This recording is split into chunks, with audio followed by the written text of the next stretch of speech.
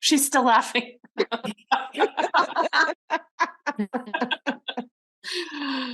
That's so funny.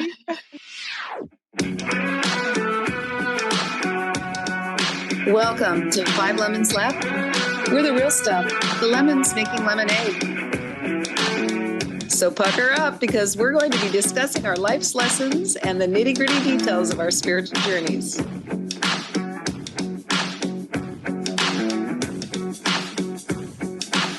Hey y'all, I'm Amanda. And I'm Drusilla. I'm Melissa. Hello, this is Morgan. And I'm Penny. Welcome to our podcast today.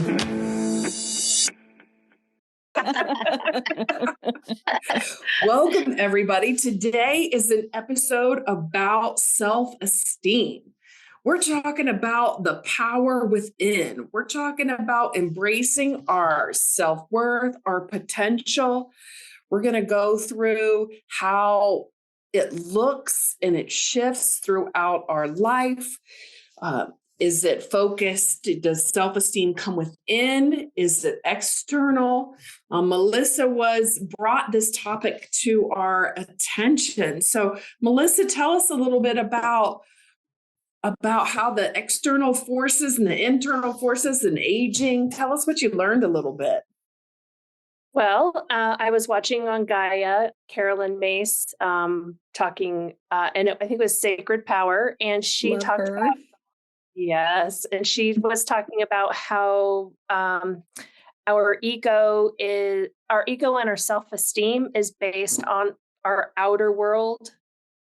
Most of our lives up until 50, we're working and we're getting a lot out of what all of our doing. And so then around 50, it switches and our self-esteem we start looking within and we start meeting our self-esteem through our own awareness. And her words were universal truths. So I just thought that was fascinating. And I brought it to the group to see if you felt that way. Because I think we're all in our 50s almost. Morgan, you're not. I don't know. Morgan, I don't even think she's 30 yet. No, she's not. Not with the pigtails today. 44. Lord. I just thought it was really interesting concept. Made me think about self-esteem and self-esteem versus confidence. Mm-hmm. And so I'd love to hear what you guys think about how your self-esteem has changed. Go ahead. Yeah, I'd love to hear what you think about her evaluation. If that timeline sort of lines up for you and how you've seen that manifest or not. Definitely for me, it's right around that. I mean, I'm 54. And I think maybe a little different for people that have been really interested in spirituality earlier. And maybe I was a stay-at-home mom for a while, and my husband did the hunting and gathering. And so that may be a little different. But I was pretty focused on like setting up our nest egg, getting, it was all about money and some success, that kind of thing. Mm-hmm. And it's completely different now. Well, it's moving in. For me, like my major time frame, like the external validation was a lot in my, all the way up through all of my 30s, from probably birth to, all the way through my early 40s was all about gaining my self-worth through external forces. And probably all of my worth, that is a little bit, harsh. I wouldn't say all of it, but probably at least 80% of what I deemed valuable was from external circumstances. Absolutely. Mm-hmm. And I don't think I was actually discussing this with someone who's just turning 40 this week. And there's nothing wrong with it. I was saying it and then it sounded like, oh, back in the 40s, in your 40s, when you're just ego focused, it's not like that. We all have to go through that. So Mhm. Yeah. So what I'm hearing Melissa say is that in your 30s and 40s, you're building your nest egg. You've got your mortgage. Hopefully, you've got your house, and you're paying it off, and all that good stuff. What is this Climbing the saying? career ladder. Yeah. What was it like in your 20s? There's a saying that in your 20s you do this, in your 30s you're doing that, in your 40s you're doing that. Have you ever heard that? No. Oh man, I'm gonna search for it real quick on the internet. But it was like, like your 30s, you're building your career, you're like moving up the ladder, and then it all changes as you age. And I can't remember exactly how it goes, but I'll find it and bring it back. But yeah, I think I'm sorry. Go ahead, Amanda. I was about to say in the 50s is I don't give a flip anymore. Close. That's that stage. So funny. Right. The timeline does fit pretty well for me. I think I have to say that looking back over my life, I don't know that I gave as much emphasis. I think it has to be some allocation of how much of your worth goes towards those things. I think I've always been kind of intrinsically satisfied with myself as a person. I've been pretty grounded, I guess is a better word, right? Mhm. So, but I do see where having material things and building wealth attributed to how I saw myself and how I felt about myself. But I don't know that it has as much weight as some people that I have been around, right? I think there's a weight element to it. I don't know that you could possibly escape this life being here without those things having some weight to them, right? But yeah, I think the timeline certainly fits for me. Yeah. So, Drusilla and everyone, just to clarify, so bringing it back to self-esteem, we're saying, or Carolyn is saying on that show on Gaia, that 40s and under, our self-esteem is rooted in like basically external circumstances, maybe validation from others, or maybe achieving certain things. And if we're not there, then our self-esteem is affected by that. And then as you move into your 50s, generally speaking, your self-esteem moves more into that like capital S self, like, is that kind of the gist of it? yes. Yeah. To me, it really sounds like self-actualization. Ooh, that's a good word. Like Explain that when you word. get to the point, well, it's kind of based off of Maslow's hierarchy of needs. And when you get to the point to where you're not concerned about finances and safety and all of those, then you have this realization that it was never about all of that stuff anyways. Right. And then you start to search for the real truth of who you are. But isn't that interesting? You have to have all of those bases covered to get there, right? Because you have to have food, shelter, right? Safety. Yeah. Mm-hmm. Mm-hmm. Very interesting. Yeah. I feel pretty like my self-esteem comes from like my connection to God at this point. But it was interesting being back in the United States this past week for that retreat that I was co-hosting, and just moving from this like expat third world country environment back into a very affluent, resort community and just instantly, like, I mean, I don't have any winter clothes down here. It wasn't winter there, but it was cool. It was springy and cool. And just feeling immediately like, oh, I don't have the right clothes. I'm underdressed. Everybody looks so cute. Like just immediately getting back sucked into that. It's like I've created this little buffer from those influences here where we live now. And it really does it's just in your face I feel like in the United States and Western cultures, it's just from marketing and propaganda, but also just like the way most people in our society live, like with lots of stuff. And yeah, so that was a good little experience of contrast. I think like most of us are probably back and forth between outsourcing our self-esteem and like getting it from within. So I had to do a lot of kind of reality check-ins, like coming back to myself over the past week.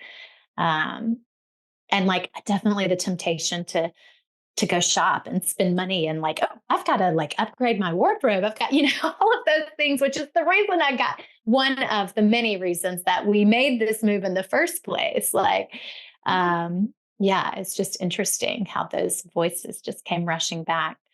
And I'll just say one more thing if I can. It's interesting that this conversation came up today because just on the ride back from San Jose today, I was realizing like I was just kind of had the thought, I think I was doing my little quiet time meditation, and I had the thought that like, okay, my number one priority is God. And like as a subheading to that, that means for me, like being in service to God, being in service to all of life, being in service to love, being truly helpful, remembering the truth, waking up from the dream of separation, like that encapsulates all of that. And it was just a good reminder because I do put a lot of focus in this lifetime on healing lack and trying to call in abundance, an experience of abundance. So but I have to remember that that's a secondary priority to live a happy dream, experience a happy dream of abundance and freedom and joy and all of that. Because in truth, God doesn't care about the dream. God doesn't know about the dream. So like, what if living in poverty and like having to trust that my needs are always being met is my highest path forward and is how I am. And so I have to let go of the way that the dream looks, and having that happy dream, I have to let go of an attachment to that. And it can be my secondary priority, but only as long as it supports my top priority, because otherwise it can shift into that you're talking about, Melissa, where we're outsourcing our self-esteem. It can easily become like a gray area of like, what is it for? Is it to support that high vision, or is it to just offer some false sense of security, validation, an idol, basically a replacement for God? So I feel like that ties in sort of. It really does. I think it does, Morgan. And I'm going through a similar thing. When my niece is getting married, it's a big schwanky event in Kansas City in a couple of weeks. And I have been shopping. I've been thinking about how I'm going to show up like externally. I have been thinking about that. And since you started talking about that, I can really see how it's different than it would have been, I don't know, 10 years ago, because I want to show up authentically so I can be, number one, I can look good, because I know that's an ego-driven thing, but I like to look nice. There's nothing right? wrong with that. There's nothing wrong with that. I No. enjoy dressing up. My lifestyle now currently isn't that. And also, I really wanted to show up authentically. So I did take the time. I was tempted to go to fast fashion. There's nothing wrong with that, right? Like I was tempted to go there and I'm like, So I took my time. I enjoyed shopping, which I don't really do that much anymore, but I just spent a lot of time in different thrift stores and consignment stores. And so really looking for something that would kind of show who I am on the inside, on the outside, right? I want to be relatable. I want to be comfortable. I want to be able to relax and not put on. I don't want to put on an outfit anymore. I don't want to put on a personality to go fit in. I want to show up authentically. I think, Drusilla, you were talking about authenticity now. You know what I love about what you're saying, Amanda, is I have a friend and her whole coaching business is around dressing to your essence. Beautiful. And she's freaking amazing. Oh, we should have her on sometime. That would be fun. But it's really about tapping into the truth of who you are and then having your clothes reflect what's on the inside, on the outside. And so I just love that you just talked about that, Amanda, because it's totally possible to do that. What's her name, Penny? Do you know her name off the top of your head? Yeah, her name is Steffi Jo, and I will find out I can't remember what her company's name. Yeah, boy, Steffi Jo. Sorry if you're listening to this episode. It's like dress to your essence. I have to look her up. Yeah, talk amongst yourselves. Okay. Well, I did come up with a solution for the next time I have a trip anywhere is instead of like getting swept up in the need to consume and the need to buy things. And I'm just going to do like Rent the Runway or Newly, one of those subscriptions, because it is sustainable, which is important to me. And if I get swept up in that need to have more things and look a certain way, then I can just let all of my values go and start doing that fast fashion thing, Amanda, and just start consuming. But it's a way to do it sustainably. I'm not buying things that I'm never going to need again or not going to need for a long time. And so I'm just going to do that next time. Her company is Express Your Essence. Express Your Essence, Steffi Jo.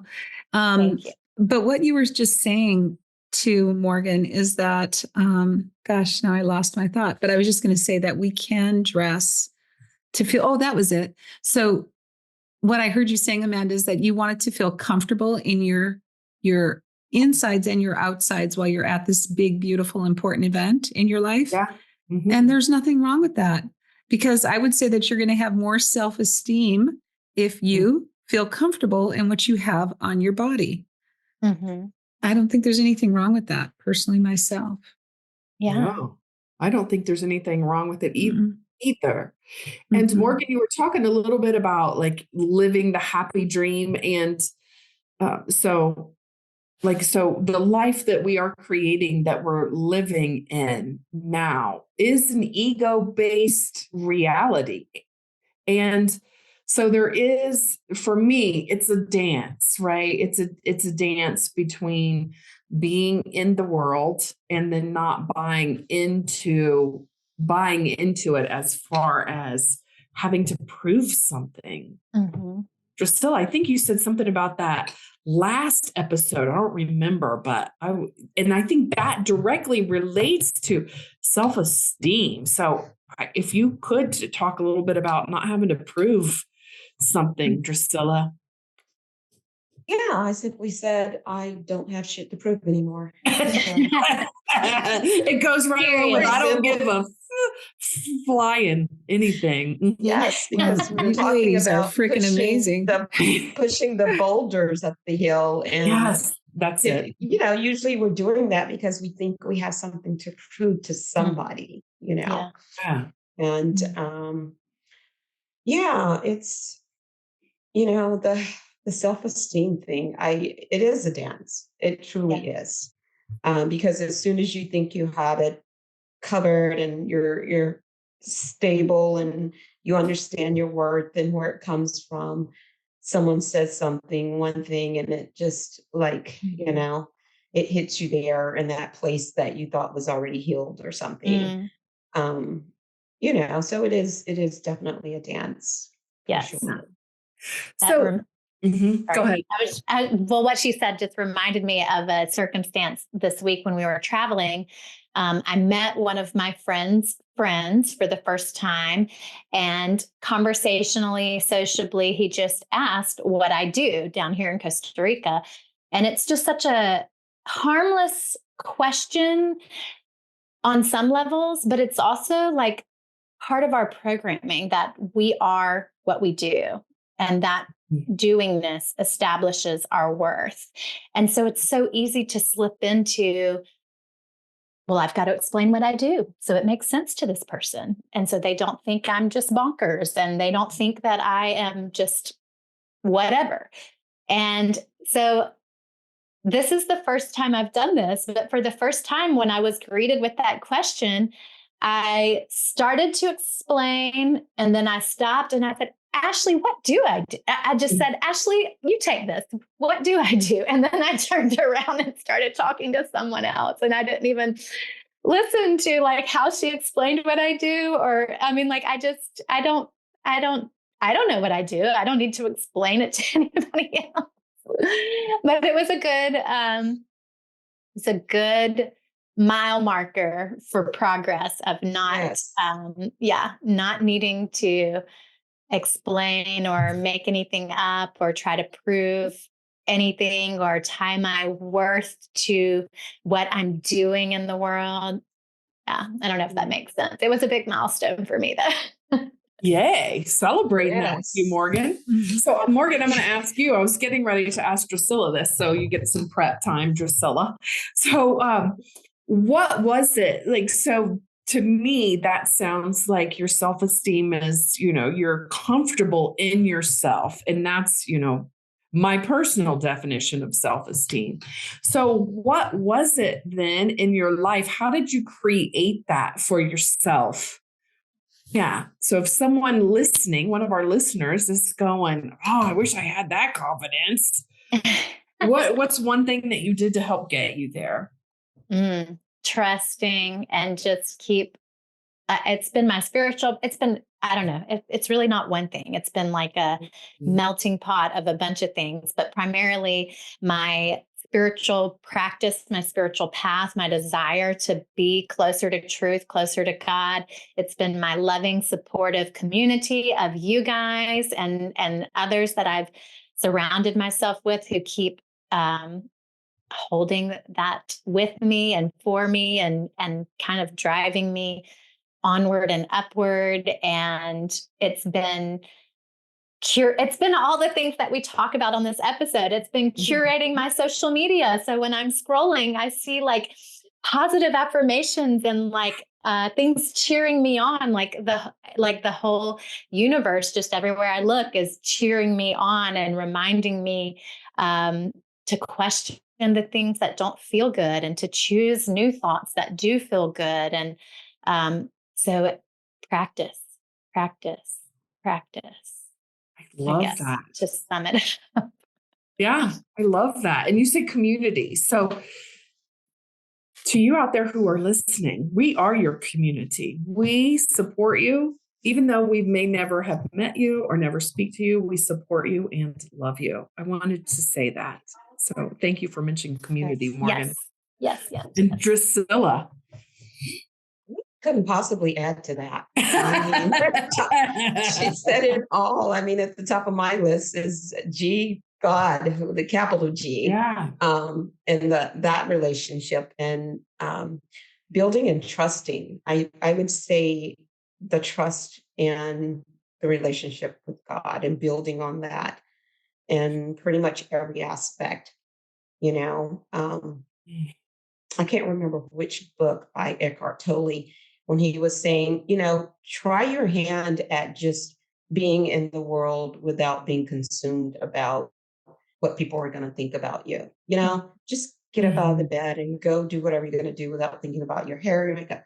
And you'll see that nothing happens, right? Like, quit your job and find out something else you really want to do, and nothing happens. You know? And so when you realize that you're just holding all those thoughts in your mind yourself, that's why it's called self-esteem, right? And it's like, why am I creating all of these high bars for myself? You know?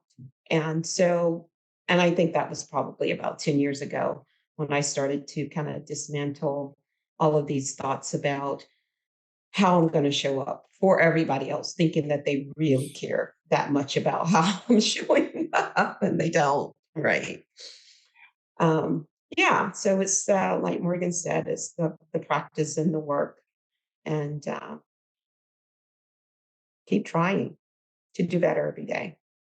Yeah, that's lovely. I will tell you, I will tell you the first time I realized that my self-esteem, or what it was, and that it was fragile. I think I was probably about 8, and I'd gone to the store with my mother, and we had ordered some food from this little, what do you call it? It was kind of like, it would be like a food truck today, but it was just like kind of set up. I don't know what you call them back then. But that's what they would be called today. And we ordered the food, and then we went back to the car, and then she sent me to go pick it up when it was ready. And it was in walking distance from the car. And so I went there, and it was on Halloween, but it was during the middle of the day. So it wasn't in the nighttime yet. And so I went to pick the food up, and the lady who took the money and rung me up, she says to me, "So what are you going to be for Halloween tonight?" And so I told her, and then she said, "Well, you could have fooled me. I thought you already had your mask on." Rude. An 8-year-old. And I literally started crying and ran to the car and told my mom what the lady said. And How old were obviously you? I still How have old were that you? story, 8 years old. Yes. And yeah, and that was the first time that I remember thinking to myself, I'm letting this woman tell me how I feel about myself. You know, I remember having those thoughts. I didn't know that it was self-esteem. I didn't know, but I always knew that I needed to create a buffer if I wanted to be able to go through life and feel good about myself. And I think I told the story also about having a best friend starting at age 12 who was absolutely beautiful, gorgeous, and she still is. Hi, Phoebe, if you're watching. And it was kind of the same thing. You know, it's kind of that having that self-awareness that you mentioned very early on, Melissa. It's the self-awareness of the external forces, and are you going to continue to let that dictate how you feel inside? I knew that I didn't want to let anybody else dictate how I felt inside. Drusilla, did you ask your mom about, did you tell your mom that story, and was she able to give you some support and help you to process that comment that lady made? Oh, she did. She very much, you know, did. And that was, you know, I couldn't even get in the car fast enough. I remember that, you know, I was so upset. But yes, and that was the first time I remember someone ever making a comment to me that I thought was so mean, that I can kind of remember being the first time I understood self-esteem, by way of external things making me feel a certain way about myself. Yeah. Yeah. Yeah. I'm resisting the urge to judge that lady, right? Oh, Yeah. Isn't that hard? Right? well, I think she did me a favor. I think she did me a favor, actually. Yeah. Well, and And bringing this to your awareness. Sorry, Penny. What I'm realizing in my life is that I missed a lot of the, there was a lot of gaps in my education, I guess. And I'm not talking education in the classroom, I'm talking education in life. And that the adults around me didn't have the ability to help me process things that were occurring. Like, my aunt, when I was in 4th grade, I said, "Oh, I'll play any song that you want to play on my clarinet." And she goes, do you have the song Far, Far Away? And I went, "Oh, let me look." I didn't even understand that she just wanted me to play Far, Far Away, not around her. And so, so it's just like, I think that as, we can help the younger generation as they come up, just help them to learn how to process and work through those situations so that it doesn't erode away their self-esteem. Yeah.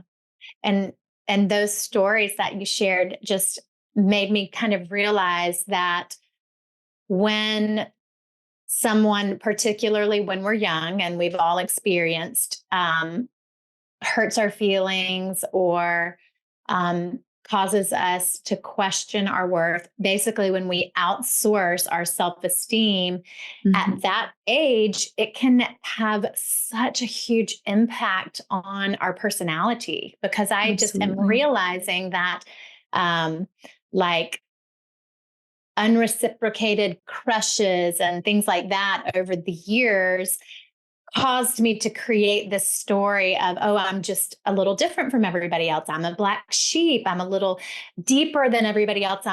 People don't really understand me. And I've carried that story with me all throughout life, all because I was outsourcing my self-esteem. And I mean, it's interesting. And also kind of that victim consciousness plays into that, which I know I've shared on this episode about a lot. It's another one of my big themes in this life that I believe I'm here to heal. So, I think exactly what you're saying, Penny, having really evolved and enlightened adults who can remind us as children not to take things from other people too seriously is so helpful and powerful, because our precious, innocent little children just believe everything they hear.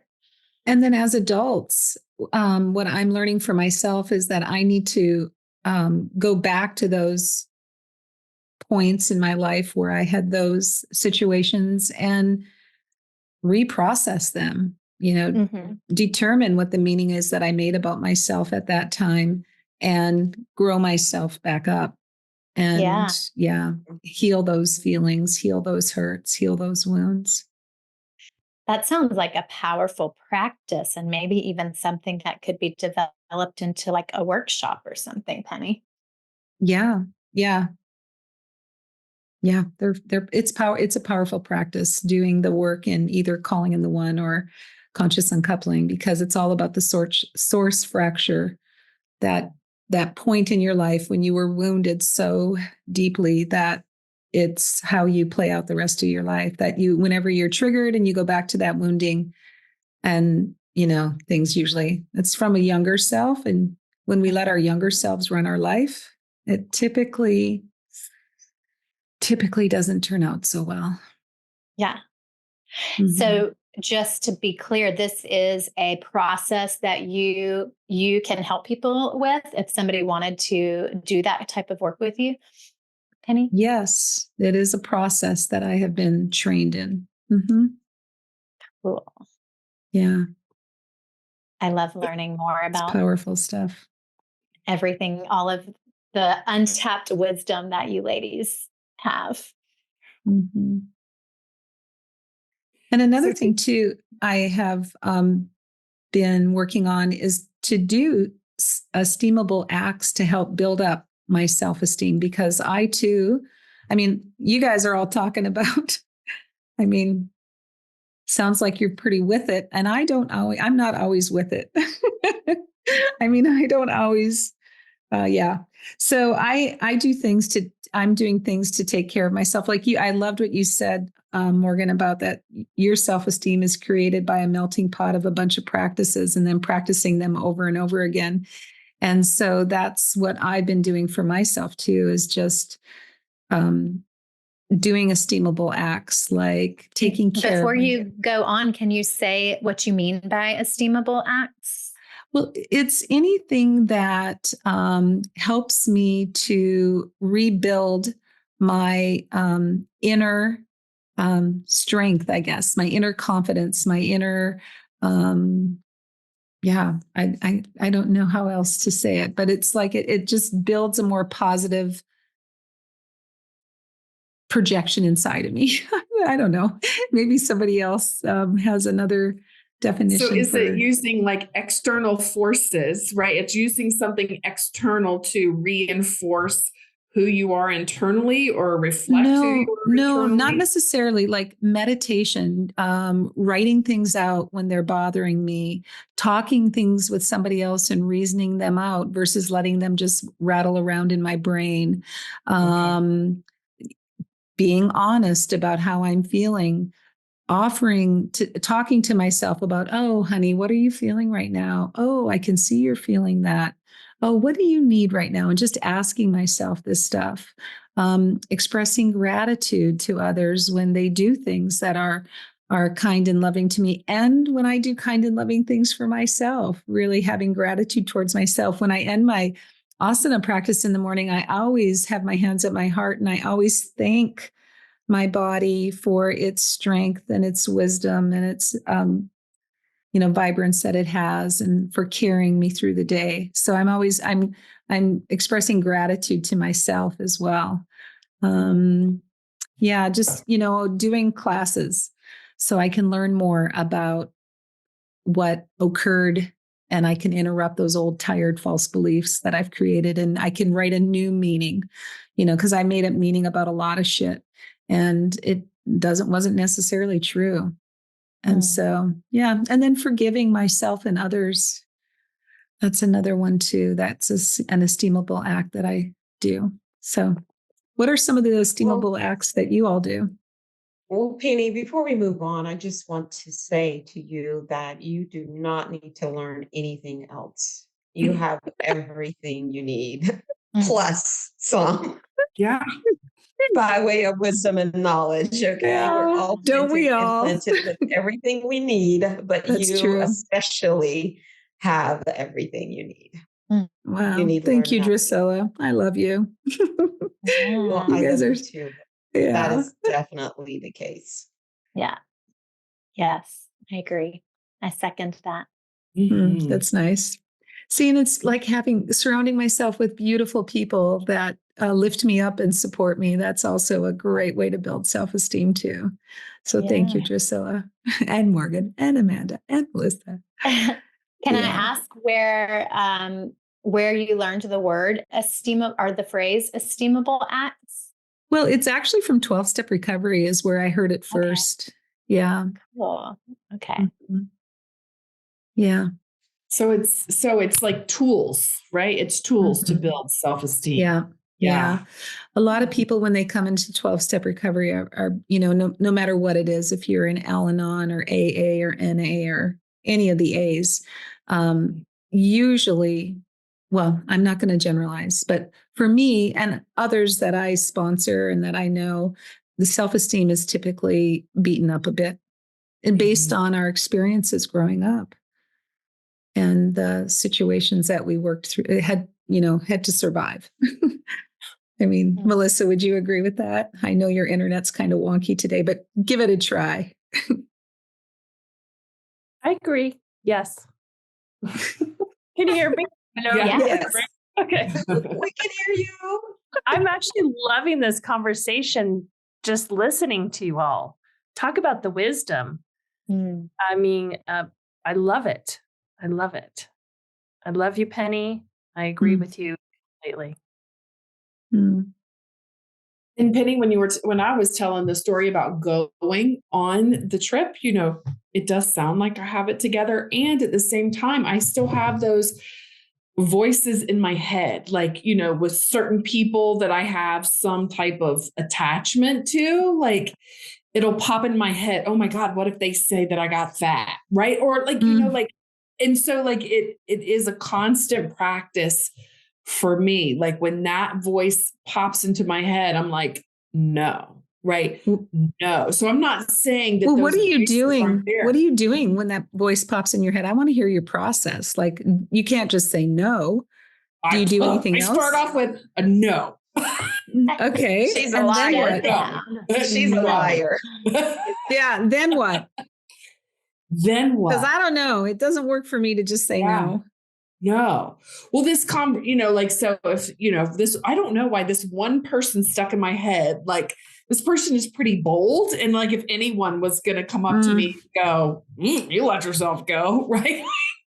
I have another aunt that's like that. Yeah. Yeah. Right. Like we all have that person in our lives. Mm-hmm. So it is a constant of like, right when it comes in, I'm like, no, I'm not going to entertain this. Like it's entertaining fantasy. This is in the future. The tool that I love is Ho'oponopono. So like, when that thought comes into my head, I say, I love you. And I'm talking to myself.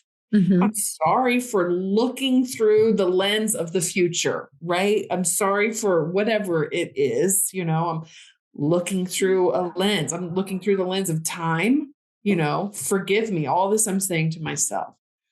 Thank you, right? That's the process that I use. That's the tool that I've been using a lot lately is coming back to that. Coming back to, you guys talk about God with a capital G, like coming back to Ho'oponopono uses the word 0 point, the state of oneness. Like before I go riding, when I go to catch my horse river, like today I was walking out and my mind was doing 100 things and I just stopped in my track. I'm like, no, right? And I just took a minute to clear my thoughts. So it really starts with no. Yeah.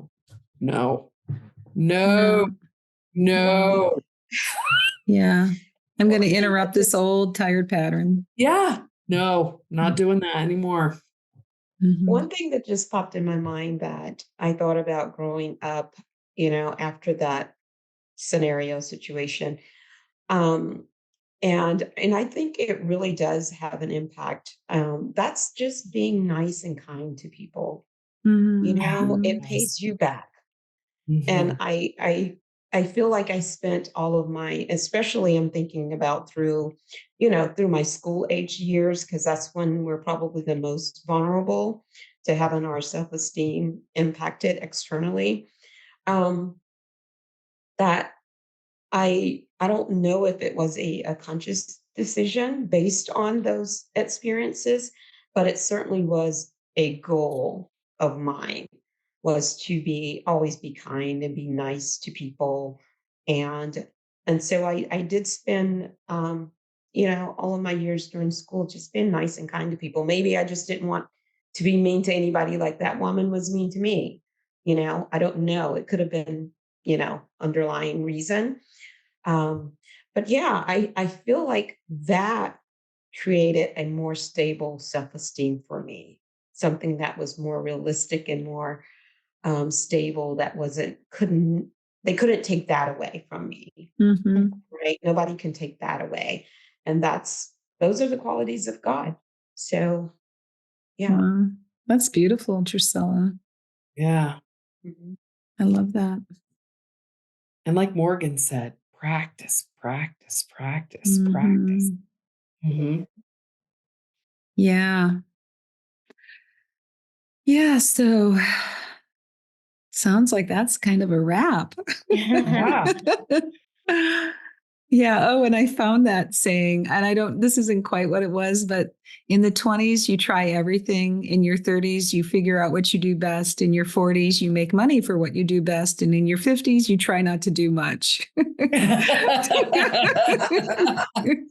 that holds true. Yeah. Yes.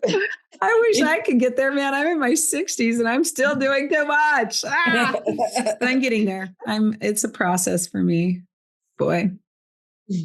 So I have a couple of pennies Post-its to wrap up this. Yay. Yeah, I loved what you said, Morgan. Self-esteem is created by a melting pot of a bunch of practices, is what you said. And then you keep practicing them over and over again. I love that. And then Drusilla, when you said just being kind and nice to others will create self-esteem, that lasting self-esteem, it's just really, really beautiful. So thank you, everyone, for taking the time out of your beautiful day to listen to our 70th episode. Wow. Self-esteem. Yeah. I mean, that's amazing. Totally amazing that we've been doing this for and I want to shout out to my friend Larissa again. She is like spreading to everybody about our podcast and how much she loves it. Marissa, you said? Larissa, yeah. Larissa. Hi, Larissa. Larissa, yeah. That's She's just amazing. great. Yeah. Thank you. So thank you all for listening to Five Lemons Laughing. You can find us on social media platforms as well as podcast platforms. Like us and send us any comments or thoughts around an episode that you may want us to dig a little deeper in. Squeeze that lemon. Get the juice out of it. Make it a juicy conversation, right? And before we close, does anybody have anything coming up that they want our listeners to know about that they could participate in? If any trainings, any retreats, anything? Nothing. Okay. Well, I'm sure there will be in the future. So again, thank you so much for listening and have a really beautiful, esteemable day. Do some things to build your self-esteem today. Be good to yourself, be kind to yourself, and be kind to others. We love you, everyone. Love Yes, you. we love you. Bye. Thank you. Bye-bye. Bye, everybody.